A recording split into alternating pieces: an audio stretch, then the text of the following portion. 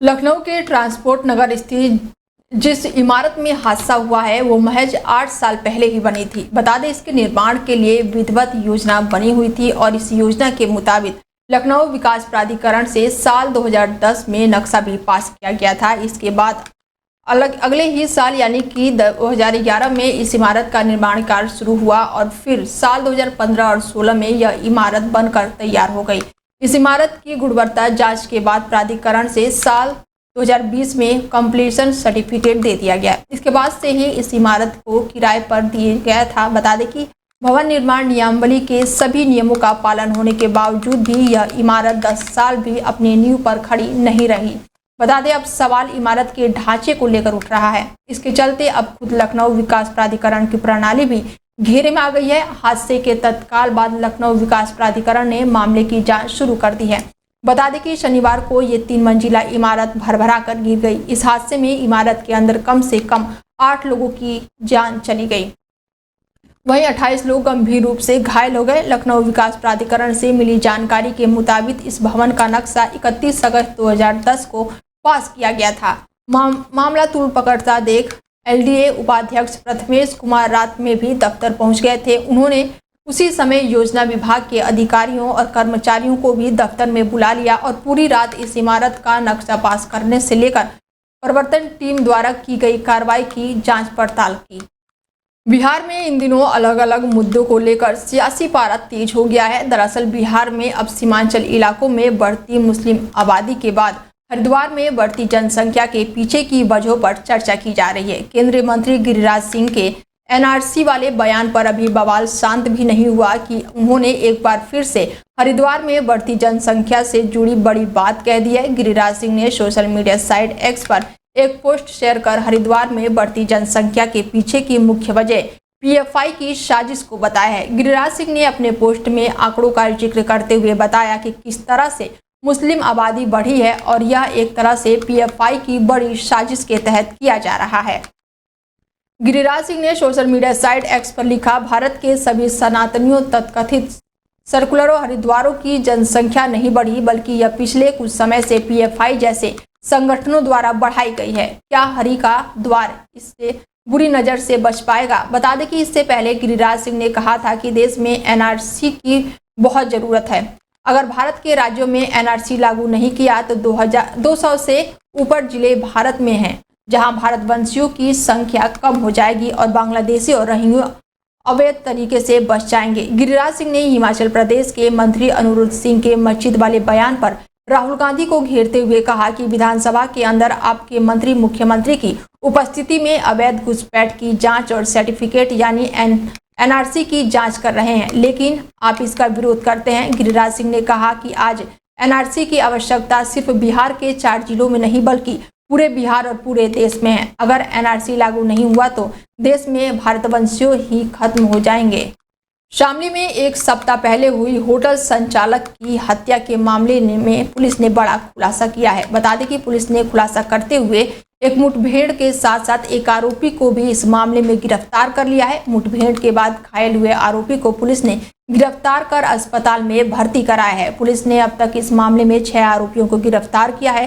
Police ने hotel संचालक की हत्या के पीछे जमीनी विवाद होने की बात कही है। आरोपियों में 2 आरोपी मृतक के बेटे हैं, जिन्होंने 10 लाख रुपए की सुपारी देकर हत्या कराई है।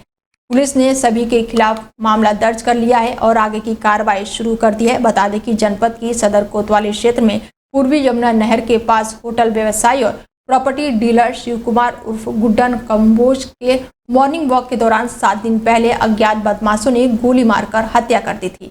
हत्याकांड करने के लिए पुलिस अधीक्षक राम सेवा गौतम ने 5 टीमों का गठन किया था। पुलिस ने एक आरोपी को मुठभेड़ के बाद गिरफ्तार किया है। प्रातःकाल शिव कुमार और गुड्डन की गोली मारकर हत्या कर दी गई थी और उसी में केस के अनावरणित 5 टीमों का गठन किया गया था और उसमें 6 अभियुक्तों को गिरफ्तार किया गया है। एक अभियुक्त जो मेन शूटर है उसकी निशानदेही पर असलहा बरामदगी की जो कार्रवाई की जा रही थी और उसके बाद उसने एक सब इंस्पेक्टर का पवन का लाइसेंस जो सर्विस रिवॉल्वर है उसको छीन कर भागने लगा, तो उसी पे जो है पुलिस पार्टी के द्वारा भी जो है फायर किया गया और उसको जो है गिरफ्तार किया। मथुरा में पुलिस कांस्टेबल अजीत को बदमाशों ने गोली मार दी। बता दें घायल पुलिस जिला बदायूं में तैनात था। आपसी विवाद में 4 युवकों ने यहां पर सिपाही को गोली मारी है। गोली से घायल सिपाही को जिला अस्पताल में इलाज के लिए भर्ती कराया गया है। गंभीर हालत में निजी अस्पताल में सिपाही को रेफर किया गया। घायल सिपाही अजीत मथुरा के जमुनापार इलाके का रहने वाला बताया जा रहा है। सिपाही अजीत का पड़ोस में रहने वाले युवक से विवाद हुआ था। घर पर हुए विवाद के बाद चारों युवकों ने सिपाही को टोंक चौराहे पर झगड़ा किया और फिर उसके बाद फायर कर दिया। बता दें कि कहासुनी के दौरान 4 युवकों में से एक युवक ने तमंचा निकाला और फायर कर दिया। हमले के समय सिपाही के साथ भी 2 युवक मौजूद थे। घटना से पुलिस अधिकारियों में हड़कंप मच गया है। एसएसपी शैलेश पांडे ने अस्पताल जाकर घायल सिपाही का हालचाल जाना। साथ ही हमलावरों की गिरफ्तारी के लिए 5 टीमें बनाई गई है जो लगातार दबिश दे रही है। थाना सदर बाजार इलाके के टैंक चौराहे का ये पूरा मामला बताया जा रहा है।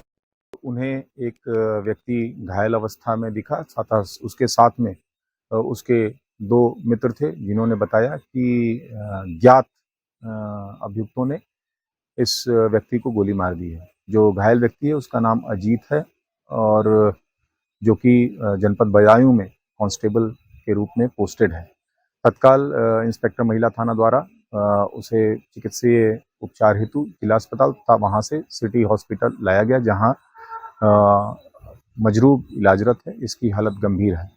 घटना के बारे में अभी तक मजरूब के साथियों से जो बात पता चली है उसमें ये तथ्य सामने आए हैं। टैंक चौराहे से मैं आ रहे थे हॉस्टल पे, वहीं सोई इनने गाड़ी रोकी, इनने एक थाम मारी थी उसमें, वहाँ पीछे से तुरंत लोड करके तुरंत गोली चला दी। कौन थे लोग? वो अनिल जाट था बड़ा वाला, उसने गोली चलाई थी। 4 लोग थे वो। ये किस वाहन पर थे? ये बुलेट से थे, वो टेम्पू से थे। किस बात को लेकर विवाद हुआ? ये नहीं पता सर। कोई इनका पुराना विवाद? नहीं, हाँ 1 घंटे पहले हुआ था इनका, कोई लड़ाई दंगा हो गया था। अच्छा, तुम साथ में थे?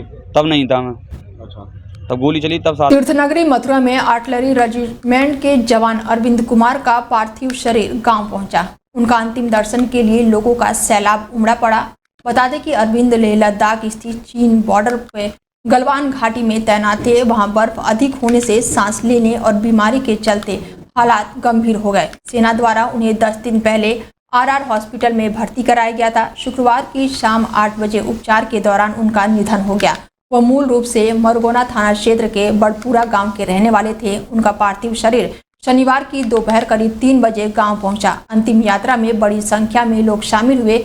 साथ में आए सेना के जवानों ने सैनिक की पुष्प चक्र समर्पित किया और साथ ही सेना सम्मान के साथ अंतिम विदाई दी गई। मुखग्नि बेटा तनिष्क ने दी। गाजियाबाद में सड़क हादसे का मामला सामने आया है। बता दें कि अब इस सड़क हादसे में 2 लोगों की मौत हो गई है। थाना विजयनगर क्षेत्र के प्रताप विहार में भयंकर एक्सीडेंट हुआ है। स्कूटी और बस में भिड़ंत हो गई है। स्कूटी बस के नीचे आई है। बताया जा रहा है कि स्कूटी सवार 2 लोगों की मौके पर ही मौत हो गई। गाजियाबाद की बदहाल यातायात व्यवस्था की भेंट स्कूटी चढ़ गई है। प्रताप विहार में भयंकर एक्सीडेंट हुआ है जिसका विजुअल भी सामने आया है। बता दें कि स्कूटी सवार 2 लोगों की मौके पर ही मौत हो गई है। गाजियाबाद की बदहाल यातायात व्यवस्था की भेंट स्कूटी चढ़ गई है। प्रताप विहार में भयंकर एक्सीडेंट का ये मामला सामने आया है जहां पर सड़क हादसे में 2 लोगों की जान चली गई है। यूपी के मेरठ में नाबालिग युवती के साथ सामूहिक दुष्कर्म का मामला सामने आया है जहां बंगाली युवती के साथ सामूहिक दुष्कर्म किया गया। मोहल्ला वासियों का कहना है कि किराए का घर दिखाने के बहाने वो घर ले गए और जहां जाकर दुष्कर्म की घटना को अंजाम दिया। बदहवास हालत में युवती को छोड़कर युवक मौके से फरार हो गए। मजदूरी कर परिवार का पालन पोषण करती है पीड़िता की मां। बता दें कि सामूहिक दुष्कर्म की सूचना से इलाके में हड़कंप मच गया है। लोहिया नगर थाना क्षेत्र के A1 कॉलोनी का ये पूरा मामला बताया जा रहा है जहां दुष्कर्म की घटना को अंजाम दिया गया है। बंगाली युवती के साथ यहां पर सामूहिक दुष्कर्म किया गया है। घर दिखाने के बहाने युवती को ले जाया गया और उसके बाद दुष्कर्म किया गया। हालांकि युवती को बदहवास हालत में छोड़कर युवक मौके से फरार हो गए हैं। मजदूरी कर परिवार का पालन पोषण करती है पीड़िता की मां। सामूहिक दुष्कर्म की सूचना से अब इलाके में हड़कंप मचा हुआ है। लोहिया नगर थाना क्षेत्र के A1 कॉलोनी के पूरा मामला बताया जा रहा है। देश के कई राज्यों में बारिश का दौर जारी है, चाहे दिल्ली हो या फिर यूपी, राजस्थान, मध्य प्रदेश में भी बरसात का दौर थमता नहीं दिख रहा है। उधर उड़ीसा, तेलंगाना, आंध्र प्रदेश, गोवा में भी आज बारिश का आसार है। मौसम विभाग ने आंध्र प्रदेश, उड़ीसा, तेलंगाना में भारी बारिश को लेकर कहीं ऑरेंज अलर्ट तो कहीं येलो अलर्ट जारी किया है। कुल मिलाकर देखा जाए तो आज मानसून पूरी तरह से एक्टिव है। मौसम विभाग के मुताबिक दिल्ली में आज बादलों के कहीं कहीं हल्की बारिश भी हो सकती है। राष्ट्रीय राजधानी में शनिवार की सुबह सुहानी रही और इस दौरान कई इलाकों में हल्की बारिश हुई। मौसम विभाग ने आज भी बादल छाए रहने और बारिश का पूर्वानुमान जताया है। भारतीय मौसम विभाग ने बताया कि दिल्ली में शनिवार को अधिकतम तापमान 34.4 डिग्री सेल्सियस दर्ज की गई, जो सामान्य रहा। कहीं यूपी में बारिश तो लोगों की गर्मी से राहत मिल गई है, लेकिन यूपी के कई इलाकों में तेज हवाओं के साथ बरसात हो रही है। बता दें कि बरसात से किसानों को फायदा मिल रहा है। बढ़ती उमस से जनमानस को बरसात पड़ने से गर्मी से राहत मिल रही है, लेकिन जगह जगह जल भराव की स्थिति भी पैदा हो गई है। बता दें कि जल निकासी के लिए समस्याओं का भी सामना करना पड़ रहा है। रूस और यूक्रेन के बीच पिछले 2.5 साल से जारी जंग को खत्म करने के लिए पूरी दुनिया की निगाहें इस वक्त केवल भारत पर टिकी हुई है। पीएम नरेंद्र मोदी ने पहले रूस का दौरा करके राष्ट्रपति से बात की। उसके बाद हाल ही में पीएम मोदी ने यूक्रेन की यात्रा करके वहां के राष्ट्रपति जेलेंस्की के घाव को भरने की कोशिश की।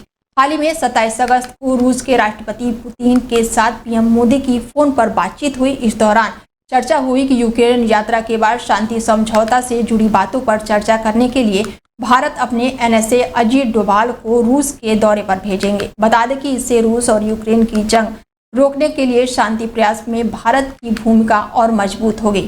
फिलहाल शांति कैसे कायम की जा सकती है, इस पर चर्चा करने के लिए एनएसए अजीत डोभाल रूस की यात्रा करेंगे। गौरतलब है कि पुतिन ने अब इटली के प्रधानमंत्री ने कहा है कि केवल भारत ही रूस और यूक्रेन की जंग को मुद्दे को सुलझा सकता है। बहरहाल ये साफ नहीं हो पाया है कि एनएसए अजीत डोभाल रूस का दौरा कब करेंगे। पीएम नरेंद्र मोदी ने पिछले कुछ महीनों से यूक्रेन और भारत के लंबे समय से दोस्त रूस दोनों का दौरा किया। पूरी दुनिया की नेताओं में पीएम मोदी यूक्रेन में शांति कायम करने की कोशिश में सबसे आगे रहे हैं। जुलाई में रूस की अपनी यात्रा के दौरान पीएम मोदी ने राष्ट्रपति पुतिन को अपना ये संदेश दोहराया कि यह जंग का युग नहीं है, जबकि अगस्त में उन्होंने यूक्रेन का दौरा किया और राष्ट्रपति जेलेंस्की से मुलाकात की। उसे बातचीत में पीएम मोदी ने शांति के लिए भारत की प्रतिद्वंदी को दोहराया है।